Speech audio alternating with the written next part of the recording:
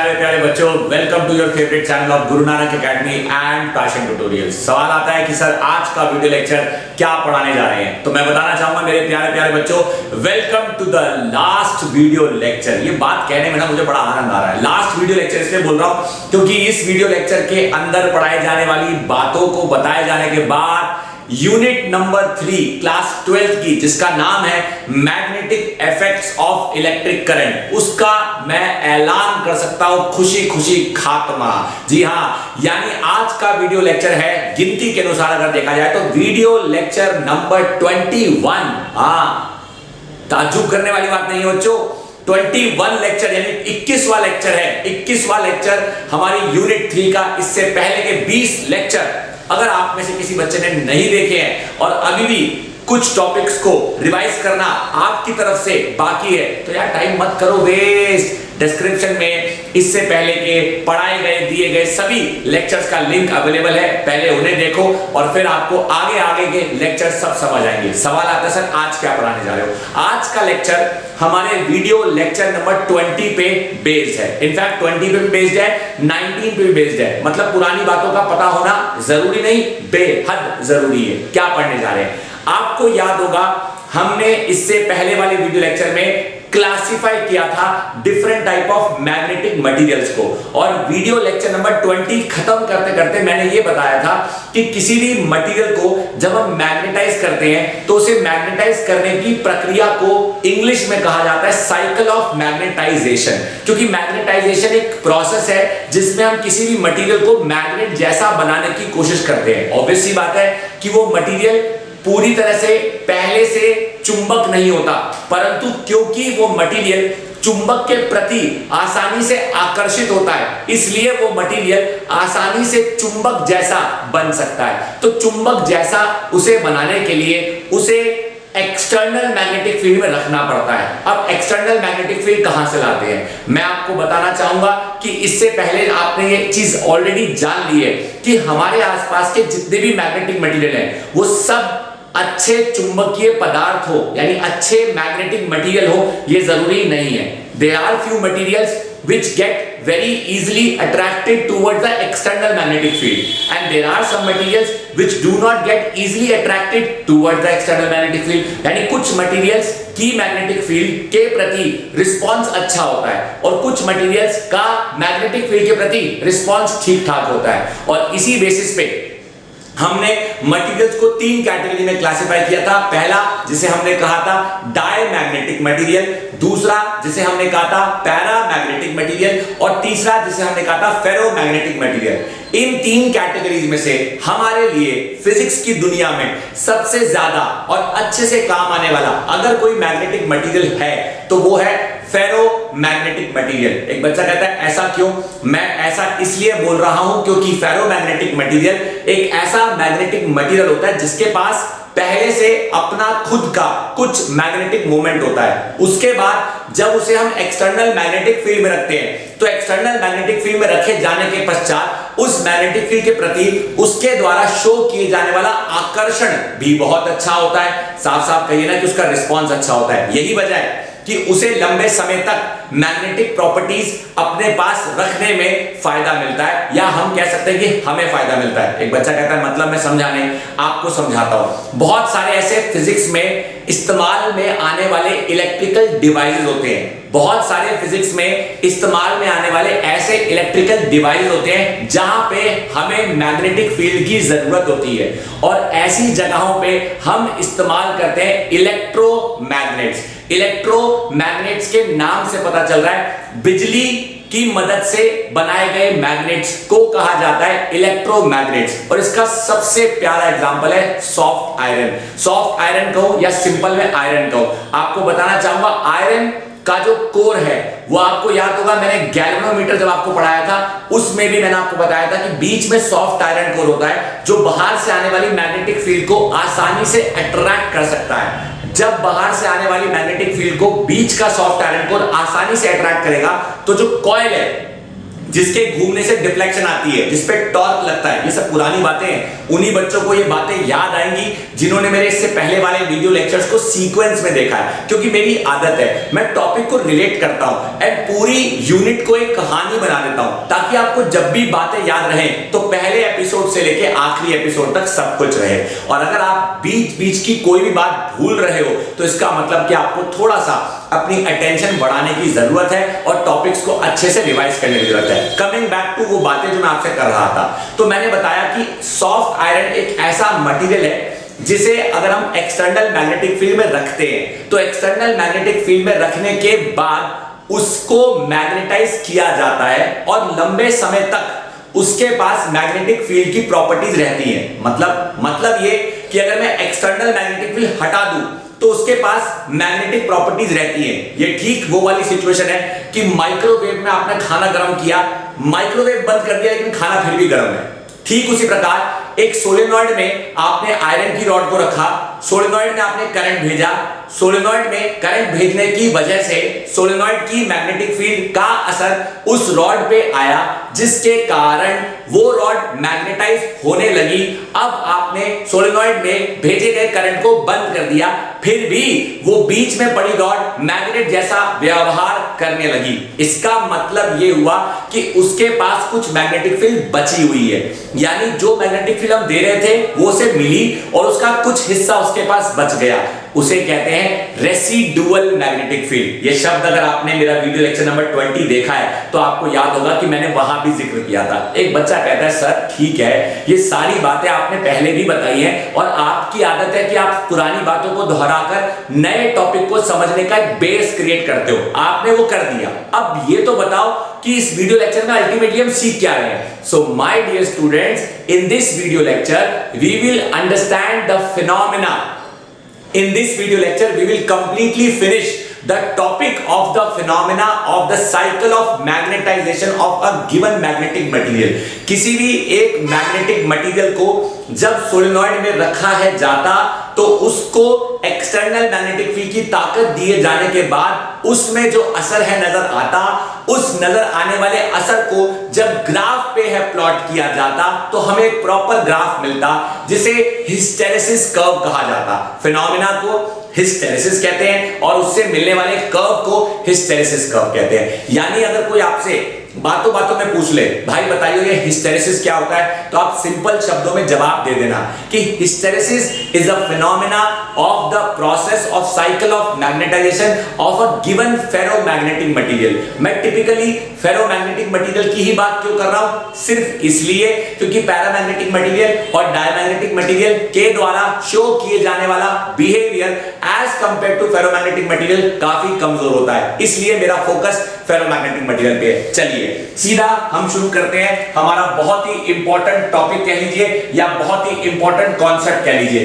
इसे हम कहते हैं कॉन्सेप्ट ऑफ हिस्टेरेसिस कर्व। इसे हम कहते हैं कॉन्सेप्ट ऑफ हिस्टेरेसिस कर्व। मेरे प्यारे प्यारे बच्चों, हिस्टेरेसिस कर्व। अब कॉन्सेप्ट ऑफ हिस्टेरेसिस कर्व क्या कहता है, इस चीज को डिटेल में समझने से पहले जो बेसिक बातें हैं वो सारी मैं आपको ऑलरेडी बता चुका हूं, लेकिन फिर भी आपको बताना चाहूंगा हिस्टेरेसिस कर्व है क्या। It is a graphical, I repeat my sentence, it is a graphical या फिर आप कह सकते हैं it is a phenomena. It is a phenomena, मैं फिनोमेना बात कर रहा हूं किसकी, हिस्टेरेसिस की, फिर मैं कर्व पे आऊंगा। It is a phenomena of the process, it is the phenomena of the process या फिर हम सिंपल शब्दों में कह सकते हैं it is the phenomena of the magnetization. It is the phenomena of the magnetization of a given ferromagnetic material, of a given ferromagnetic material. यानी हमारे पास कोई भी एक अच्छा खासा फेरोमैग्नेटिक मटेरियल है, when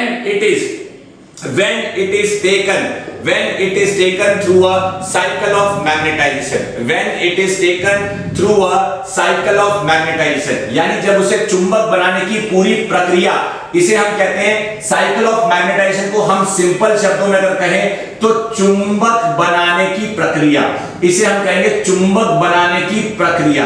चुंबक बनाने की प्रक्रिया से जब उसे है गुजारा जाता तो चुंबक बनाने की प्रक्रिया से जब उस मटेरियल को ले जाया जाएगा तो उसमें हमें क्या देखने को मिलेगा। आइए हमारा फोकस दो चीजों पे रहता है। मैं यहाँ पे ग्राफ प्लॉट करूंगा ताकि आपको चीजें ज्यादा अच्छे से समझ आए। सबसे पहले आपको बता दूं कि ये होता है हमारा वाई एक्सिस और ये होता है हमारा एक्स एक्सिस। ये हमारा ओरिजिन है। मेरी बात बहुत ध्यान सुनना, वाई एक्सिस पे और एक्स एक्सिस पे हम क्या चेक करते हैं, आपकी जान बता दो। वाई एक्सिस पे, I repeat my sentence, Y axis पे हम मेजर करते हैं, हम मेजर करते हैं पैदा होने वाली चुंबकीय ताकत, पैदा होने वाली चुंबकीय ताकत, पैदा होने वाली चुंबकीय ताकत, दैट इज हम चेक करते हैं magnetic field induction, that is हम चेक करते हैं मैग्नेटिक फील्ड इंडक्शन। उस मैग्नेटिक फील्ड इंडक्शन को कहा जाता है बी वेक्टर। तो हम लोग बी वेक्टर को प्लॉट करेंगे। कहां प्लॉट करेंगे? वाई एक्सिस पे। आइए एक्स एक्सिस पे हम लोग क्या करते हैं मेरे प्यारे प्यारे बच्चों, एक्स एक्सिस पे हम मेजर करते हैं मेरे प्यारे प्यारे क्लास 12 के बच्चों, एक्स एक्सिस पे हम मेजर करते हैं चुंबक बनाने के लिए लगाए जाने वाली ताकत, चुंबक बनाने के लिए लगाए जाने वाली ताकत, यानी सिंपल शब्दों में कहूं that is magnetising force. Simple शब्दों में कहूं तो मैग्नेटाइजिंग फोर्स, या दूसरे शब्दों में लिखूं दैट इज एच वेक्टर। मेरे प्यारे प्यारे क्लास 12 के बच्चों, एक बार इसे अच्छे से देखो, अब ध्यान से देखो। ये हमारे पास एक्स एक्सिस, ये हमारे पास वाई एक्सिस। होता क्या है, इस पूरे टॉपिक को आप जब भी अपनी आंसर शीट में अटेम्प्ट करोगे तो प्लीज डायरेक्ट ग्राफ मत बनाना। मैं आपको एक तरीका बता रहा हूं। ये एक अच्छा खासा 5 मार्क्स का क्वेश्चन है, इसकी एक अच्छी खासी थ्योरी है। वो थ्योरी जो एग्जामिनर चाहता है कि उसे आपके आंसर शीट में पढ़ने को और देखने को जरूर मिले। मैं यहां पर वो पूरी थ्योरी नहीं लिख रहा हूं, रैदर मैं यहां पे वो पूरी थ्योरी आपको समझा रहा हूं ताकि मेरे समझाई हुई बातों से आप उस थ्योरी को एक बार को अपने वर्ड्स में लिख सकते हो। लेकिन फिर भी मेरी सजेशन यही रहेगी कि उस थ्योरी को अपने वर्ड्स में लिखने से ज्यादा अच्छा है उस थ्योरी को आप किताब में दी हुई भाषा का इस्तेमाल करके लिखो। इसका मतलब कि मेरे समझाए जाने के बाद आपको किताब तो खोलनी ही पड़ेगी। तो सुनो ध्यान से, दो चीजें हैं। एक, वो ताकत जो हम लगाते हैं उसे कहते हैं मैग्नेटाइजिंग फोर्स। तो आप कैसे शुरू करोगे? आप लिखोगे इस सीरीज में, in order to understand the process of the magnetization, let us consider a material which is kept inside the solenoid. Let us provide some amount of current to a solenoid as a result of which some magnetic field is produced. Now this magnetic field produced due to solenoid will give rise to magnetizing force. Initially let us consider, मान लेते हैं initially let us consider कि लगाए जाने वाली ताकत भी शून्य है और पैदा होने वाली ताकत भी शून्य है। लगाए जाने वाली ताकत को हम कहते हैं मैग्नेटाइजिंग फोर्स और प्राप्त होने वाली ताकत को कहते हैं हम मैग्नेटिक फील्ड इंडक्शन, या कभी कभी हम उसे इंटेंसिटी ऑफ मैग्नेटाइजेशन भी कहते हैं। इसलिए किताबों में आपको बी की जगह आई भी नजर आ सकता है, घबराने वाली कोई बात नहीं है। हम फिलहाल जो बातें कर रहे हैं वो बी की टर्म्स में कर रहे हैं, यानी मैं बात कर रहा हूं बी की टर्म्स में, यानी टेस्ला। हम बी वो जो हमें प्राप्त होगा और H वो जो हम लगा रहे हैं, H वो जो हम लगा रहे हैं, यानी H हमारा क्या है? मैग्नेटाइजिंग फोर्स है। H हमारा क्या है? मैग्नेटाइजिंग फोर्स है। और ये पॉइंट O है। मेरे प्यारे प्यारे बच्चों, मैं यहां बोल रहा हूं एट पॉइंट O इनिशियली ताकत जो हम लगा रहे हैं वो भी है शून्य, ताकत जो हम पा रहे हैं वो भी है शून्य। अब होता क्या है, पहले मतलब समझो। जब मतलब समझोगे तो चीजें ज्यादा अच्छी समझ आएगी। मैं आपको सीधा मतलब समझाता हूं, सुनो ध्यान से, सुनो। मान लो ये बेस लाइन है। बेस लाइन मतलब कि ताकत जो हम लगा रहे हैं वो भी जीरो, ताकत जो हम पा रहे हैं वो भी जीरो। एक बच्चा कहता है कॉमन सेंस है ना, जब तक ताकत लगाओगे नहीं ताकत पाओगे कैसे? माइक्रोवेव ऑन नहीं करोगे तो क्या खाना अपने आप गर्म हो जाएगा? नहीं ना। चुंबकीय ताकत बाहर से लगाओगे नहीं तो क्या मटेरियल अपने आप चुंबक बन जाएगा? नहीं ना। तो हमारे पास एक सोलेनॉइड है जिसमें अभी हमने कोई करंट नहीं भेजा। अब हमने एक्सपेरिमेंट शुरू किया।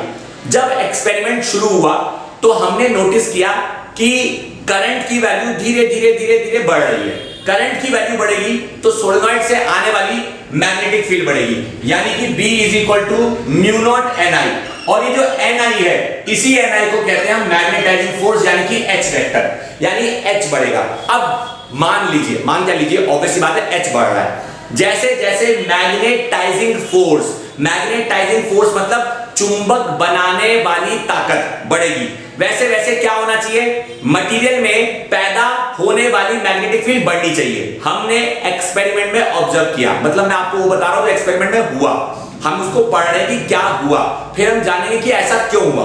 तो शुरुआत में ये पता चला कि ताकत हमने लगाई, बदले में ताकत हमने पाई। अब ये बड़ा फिर ये बड़ा। ऐसा तो नहीं है ना कि माइक्रोवेव ऑन करते ही खाना तुरंत गर्म हो जाता है। इसका मतलब कि अगर माइक्रोवेव ऑन करने में 5 मिनट बीते तो खाना आपको 2 मिनट बाद 3 मिनट बाद गर्म मिलेगा। दिस मीन्स कि कहीं ना कहीं H हमारे द्वारा लगाई जाने वाली ताकत, B पैदा होने वाली ताकत से थोड़ा सा आगे रहेगी। ऑब्वियस सी बात है, ये आगे है, ये आगे है, ये पीछे रह गया। कौन पीछे रह गया? B पीछे रह गया। किससे पीछे रह गया? H से पीछे रह गया। किससे पीछे रह गया? H से पीछे रह गया। H बढ़ रहा है, B कहता है मैं भी बढ़ूंगा, बढ़ रहा है, बढ़ रहा है, बढ़ रहा है, बढ़ रहा है, बढ़ रहा है। एक्सपेरिमेंटली पता चला कि जब हमने मैग्नेटाइजिंग फोर्स बढ़ाया तो मैग्नेटिक फील्ड बढ़ी, लेकिन एक पॉइंट ऐसा आया कि मैग्नेटाइजिंग फोर्स बढ़ाने के बाद मैग्नेटिक फील्ड इंडक्शन बढ़ी ही नहीं। मतलब ये कि मटेरियल जिस हद तक मैग्नेटाइज हो सकता था उस हद तक मैग्नेटाइज हुआ। इस चीज को जब ग्राफ पे प्लॉट किया गया तो कैसे पता चला? यहां से हमने ग्राफ को बढ़ाना शुरू किया, हम यहां से ग्राफ को बढ़ा रहे हैं, तो जब यहां से हम ग्राफ को बढ़ाएंगे तो ग्राफ कैसा दिखाई देगा? सुनिएगा ध्यान से। इस तरह से हमें एक कर्व मिला। ये कर्व ये दिखा रहा है कि जैसे जैसे H बढ़ा वैसे वैसे B बढ़ा, लेकिन लीनियरली नहीं बढ़ा। और इस पॉइंट पे पहुंचकर B मैक्स हो चुका है, क्योंकि मैग्नेटिक फील्ड मैक्स हो चुकी है और नहीं बढ़ रही। H तो बढ़ा सकते हो। तो हमने डिसाइड किया कि यार जब आप H बढ़ाने पर B बढ़ रहा है और H को और बढ़ाने पर B नहीं बढ़ रहा है, तो obvious सी बात है कि चुंबक की ताकत जब आप बाहर से लगा रहे हो तो मटेरियल ने मैग्नेटाइज होना शुरू कर दिया, लेकिन बाहर से लगाए जाने वाली चुंबक की ताकत को और बढ़ाने पर मैग्नेटाइज नहीं हो रहा, तो भाई घटाना शुरू कर दो। यही किया। तो हमने क्या करा? हमने H को वापस बुलाया। H तुम वापस आ जाओ। आप नोटिस करोगे कि जब H इस रास्ते वापस आया तो इस पॉइंट पे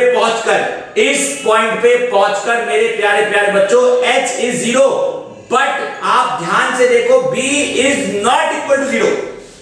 मतलब माइक्रोवेव बंद कर दिया, खाना अभी भी गर्म है, मतलब ताकत जो हम लगा रहे हैं वो शून्य हो गई, लेकिन मटेरियल में मैग्नेटिक फील्ड अभी भी बाकी है। ये मैग्नेटिक फील्ड जो मटेरियल में बाकी है इसे कहते हैं रेसिडुअल मैग्नेटिक फील्ड, और हम कहते हैं रिटेंसिविटी। मेरे प्यारे प्यारे बच्चों, अब गुस्सा आया, गुस्सा मुझे नहीं, किसको मैं बताता हूं किसको। H को गुस्सा आया। H कहता है B से कि यार तू अजीब है, जब मैं बढ़ रहा था तो तू भी बढ़ा, एक पॉइंट ऐसा आया कि तूने बढ़ने से मना कर दिया। अब क्योंकि तू बढ़ने से मना कर रहा है तो तेरे चक्कर में मैं घटा, यानी पहले मैं बढ़ रहा था तो तू भी मेरे साथ बढ़ रहा था, लेकिन इस पॉइंट पे पहुंचकर तूने बढ़ने से मना कर दिया। अब तेरे चक्कर में मैंने सोचा कि मैं घट जाऊं, जब मैं घट के 0 पे आ गया, मैं 0 पे आ गया, तो तू 0 पे क्यों नहीं आया? बात तो सही है। अबे तेरे चक्कर में मैं 0 पे आया, तू क्यों नहीं आया 0 पे? तू मेरे साथ साथ क्यों नहीं चला? गुस्सा कैसे आया? H को, क्योंकि H चाहता था कि ये कम हो जाए। इसे कम करने के लिए वो खुद कम हुआ था। अब खुद तो बेचारा 0 बन गया, लेकिन D 0 नहीं बना। अब H ने कहा कोई बात नहीं, मैं और कम होऊंगा। H ने अपने आप को और कम किया, और आप नोटिस करोगे जब H ने अपने आप को और कम किया तो H कहता है ले तेरे चक्कर में मैं नेगेटिव हो गया, इसे कहते हैं H की नेगेटिव वैल्यू, इसे कहते हैं H की नेगेटिव वैल्यू। यहां पहुंचकर मेरे प्यारे प्यारे बच्चों H is negative but B has become शून्य, यानी H कहता है कि तुझे शून्य बनाने के लिए मुझे नेगेटिव होना पड़ा। ध्यान से देखो, H कहता है तुझे शून्य बनाने के लिए मुझे नेगेटिव होना पड़ा। यार तू तो बड़ा अजीब है। इसे फिर गुस्सा आया। एक बच्चा कहता अब तू गुस्सा आया, ये चाहता था कि B 0 हो जाए, B 0 तो गया। यार वो चाहता था B 0 हो जाए, वो ये नहीं चाहता था कि B 0 करने के चक्कर में वो खुद नेगेटिव हो जाए। वो ये चाहता था कि B 0 हो जाए, वो ये नहीं चाहता था कि जब वो खुद 0 हो जाए तब B 0 ना हो। तो B को 0 बनाने के चक्कर में H बेचारा नेगेटिव हुआ। This negative value, I repeat my sentence, this negative value is called as coercivity, So what is coercivity? Negative value of magnetizing force। मेरे प्यारे प्यारे क्लास 12 के बच्चों, एक बार अच्छे से घुरो।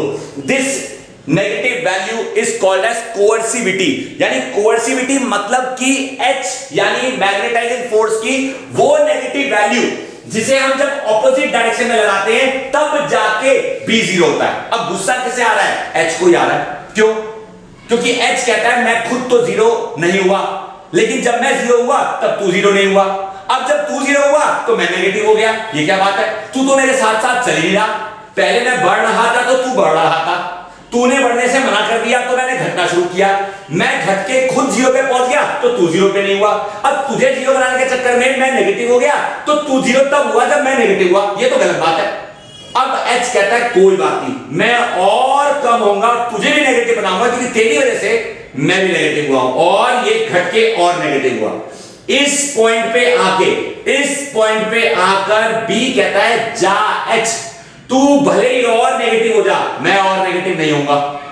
जी हां, यानी पहले हम मैग्नेटाइजिंग फोर्स बढ़ा रहे थे तो B ने बढ़ने से मना कर दिया। अब हम मैग्नेटाइजिंग फोर्स घटा रहे हैं तो B ने घटने से मना कर दिया। यानी मैग्नेटाइजिंग फोर्स जब आप धीरे धीरे बढ़ाते हो तो पैदा होने वाली मैग्नेटिक फील्ड धीरे धीरे बढ़ती है, लेकिन पीक पे जाकर रुक जाती है। और जब आप मैग्नेटाइजिंग फोर्स घटाते हो तो घटने वाली फील्ड धीरे धीरे घटती है और पीक पे जाकर रुक जाती है। यानी एक पॉइंट पे आके बढ़ने से मना कर देती है और इस पॉइंट पे आके घटने से मना कर देती है। तो H कहता है कि जब मैं तुझको बढ़ाना चाह रहा था तो तूने बढ़ने से मना किया, जब मैं तुझको घटाना चाह रहा था तो तूने घटने से मना किया, जब मैं तुझको बढ़ाना चाह रहा था तूने बढ़ने से मना किया तो मैंने तुझे घटाया।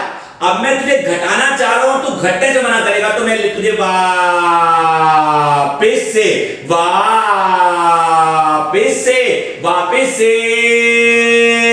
बढ़ा दूंगा।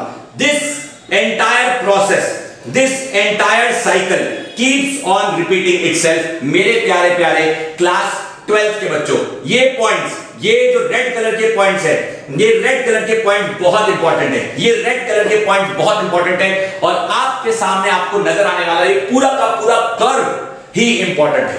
इसे आपको बहुत ज्यादा अच्छे से समझना है। मैं समझा रहा हूं, आपने केवल सुनना है। सुनो ध्यान से, पूरी कहानी दोबारा रिपीट करूंगा क्योंकि टॉपिक अगर एक बार समझ आ जाए ना तो लाइफ टाइम की टेंशन खत्म हो जाती है। तो सुनने पे फोकस करो। हमने एक मटेरियल उठाया और उस मटेरियल को सोलेनॉइड में रखा।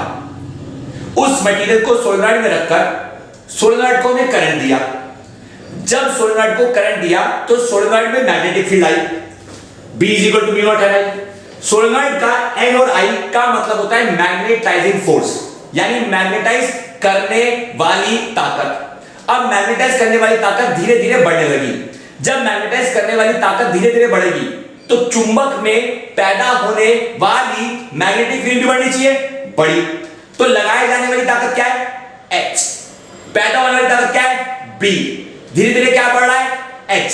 धीरे धीरे क्या बढ़ना चाहिए? B। ऑब्वियस बात है, माइक्रोवेव की ताकत बढ़ाओगे तो खाना गर्म होगा, जो ताकत तुम घटाओगे तो खाना गर्म नहीं नरम होगा, ठंडा नहीं हो जाएगा। यहां प्रोसेस ऐसा हो रहा है। सुनो, H बढ़ाया तो B बढ़ना चाहिए था, बढ़ाया, किसने का नहीं बढ़ा? देखो यहां से ग्राफ शुरू हुआ, यहां से शुरू हुआ तो ग्राफ बढ़ के यहां पहुंचा। ये वो पॉइंट है, इस पॉइंट को नाम देते हैं A। ए पॉइंट वो पॉइंट है जहां पर हमारे द्वारा लगाए जाने वाली ताकत को हम बढ़ा तो सकते थे, लेकिन बढ़ाने का फायदा नहीं हुआ क्योंकि पैदा होने वाली ताकत ने और बढ़ने से मना कर दिया। मतलब हमने देखा कि मटेरियल में और मैग्नेटिक फील्ड आ ही नहीं रही। अबे जब मैग्नेटिक फील्ड और आ ही नहीं रही, जब गर्म खाने का गर्म तापमान बढ़ ही नहीं रहा, तो तुम क्यों माइक्रोवेव की ताकत बढ़ाने में लगे हो? पॉइंट है। तो हमने क्या सोचा कि इस पॉइंट पे पहुंचकर हमारी ताकत बढ़ाने का कोई फायदा नहीं, तो इस पॉइंट पे हम अपनी ताकत कम करके देखते हैं। जब हमने अपनी ताकत कम करी तो हमने देखा कि हम खुद तो जीरो हो गए, हम कौन? H, लेकिन मटेरियल में मैग्नेटिक फील्ड बच गई। एक तो यार बड़ा अच्छा मटेरियल निकला, मतलब कि आपने माइक्रोवेव बंद कर दिया लेकिन खाना फिर भी गर्म है। ऑब्वियसली बात है, अच्छी बात है ना, गर्माहट उसमें है, समा गई। तो चुंबक पैदा करने वाली ताकत तो आपने कम कर दी, जीरो कर दी, लेकिन फिर भी मटेरियल में कुछ मैग्नेटिक फील्ड बच गई।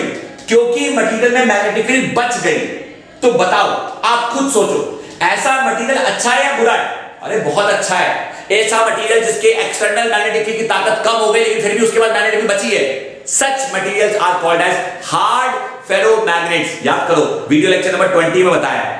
इसका सबसे बेस्ट एग्जांपल है, सबसे बेस्ट एग्जांपल आयरन, निकल, कोबाल्ट, इस तरह के जो मटेरियल्स हैं वो बहुत अच्छे फेरोमैग्नेट्स के रूप में, बहुत अच्छे मैग्नेट के रूप में काम आते हैं। और इस बची हुई मैग्नेटिक फील्ड को हम कहते हैं रेसिडुअल मैग्नेटिक फील्ड। यानी अगर कोई आपसे पूछे what do you mean by residual magnetic field, तो बहुत सिंपल शब्दों में जवाब दे देना, the magnetic field which is left in the material even when the magnetising force becomes zero.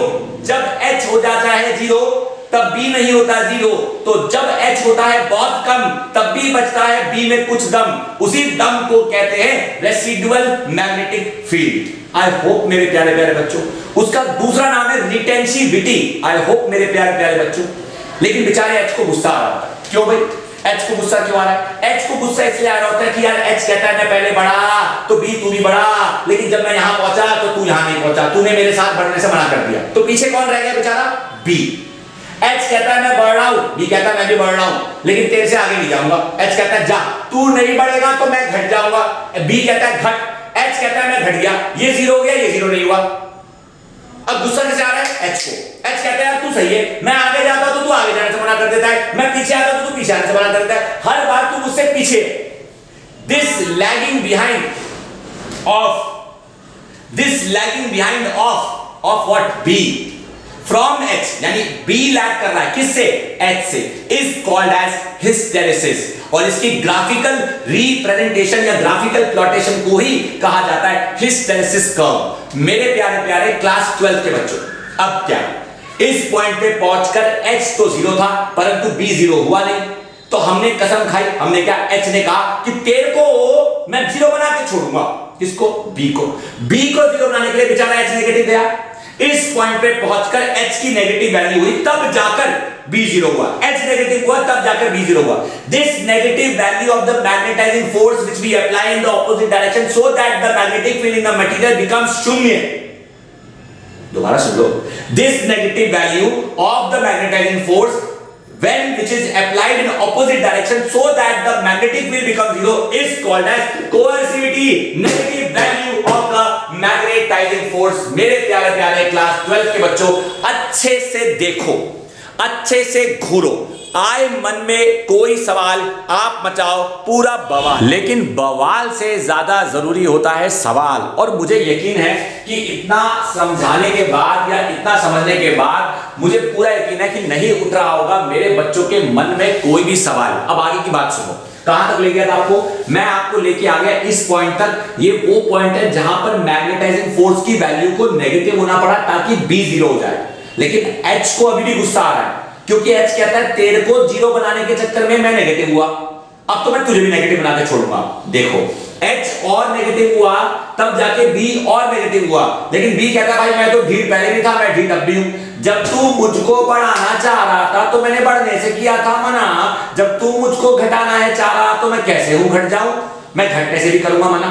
यानी मैग्नेटिक फील्ड जो मटेरियल में पैदा होती है वो बियॉन्ड अ सर्टेन लिमिट बढ़ती नहीं है, और बियॉन्ड अ सर्टेन लिमिट घटती नहीं है। तो ये प्रोसेस, ये सिलसिला ऐसे ही चलता रहता है और इसी पूरे कर्व को, इसी पूरी साइकिल को, इसी पूरे ग्राफ को कहा जाता है साइकिल ऑफ मैग्नेटाइजेशन। और ये जो पूरा कर्व है, इस कर्व को कहा जाता है हिस्टेरेसिस कर्व। अब जानते हो एक बच्चा क्या बोला, सर आपने जो एक कर्व बनाया है ये तो किसी एक प्रकार के मैग्नेटिक मटेरियल के लिए बनाया है ना।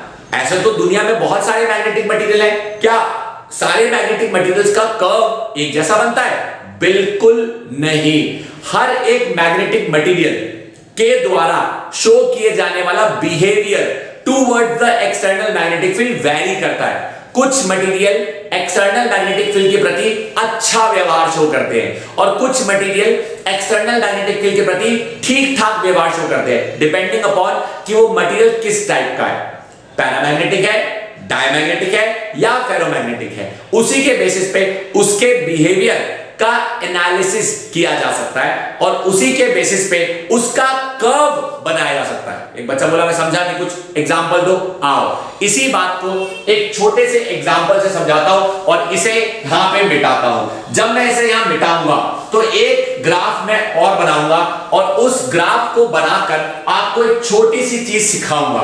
वो छोटी सी चीज क्या है आपको जल्दी समझ आ जाएगी। देखो मेरे प्यारे प्यारे बच्चों, ये एक्स एक्सिस, ये वाई एक्सिस। अब सुनना ध्यान से, मैं ग्राफ बना रहा हूं। ये देखिए मेरे बच्चों, ये देखिए, ये हमारे पास ऐसे बनाया और ये ऐसे बनाया और ये वापस ऐसे बनाया। ये एक ग्राफ है, एक ग्राफ।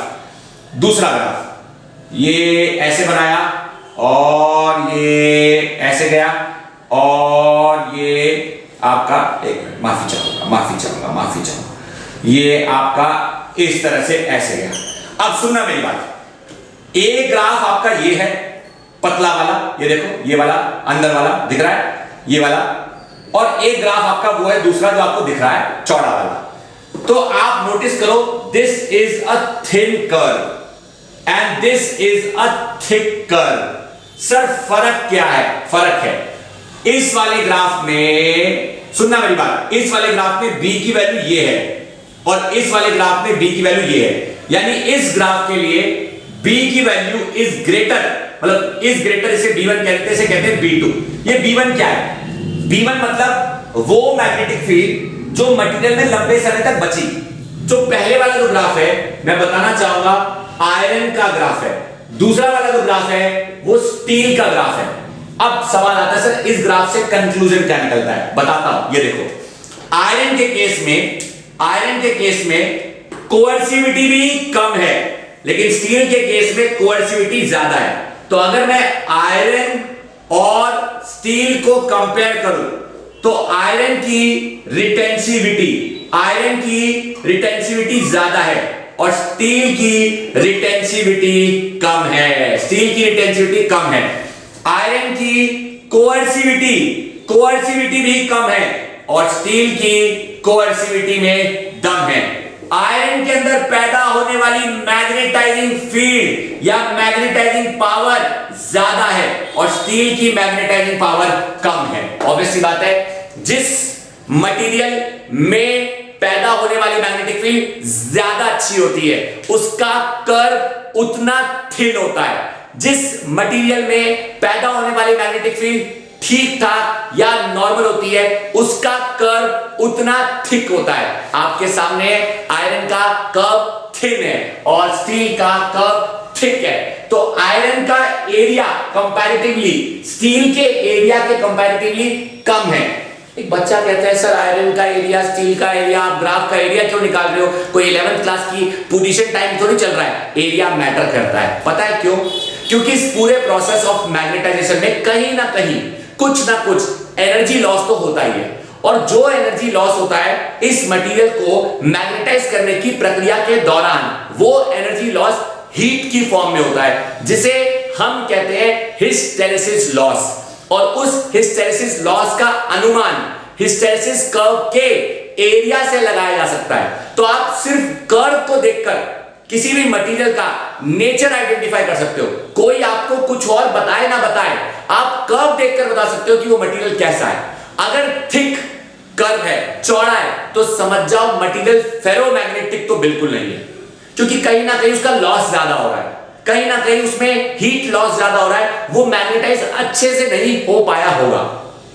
और अगर किसी मटेरियल का कर्व थिन है तो समझ जाओ कि उसका हिस्टेरेसिस लॉस कम हुआ है, यानी कहीं ना कहीं वो मटेरियल एक अच्छा फेरोमैग्नेटिक मटेरियल है, जो कि फिजिक्स में काम आने वाले अलग अलग अलग अलग अलग इलेक्ट्रिकल डिवाइसेस में चुंबक के स्रोत के रूप में या चुंबक के सोर्स के रूप में एज अ मैग्नेटिक मटेरियल काम में लाया जा सकता है। So this is all about hysteresis curve and hysteresis loss, which, my dear students, is a humble request from my side that you must read after I completely tell you everything in this video lecture। बता तो चुका हूं, अब क्या?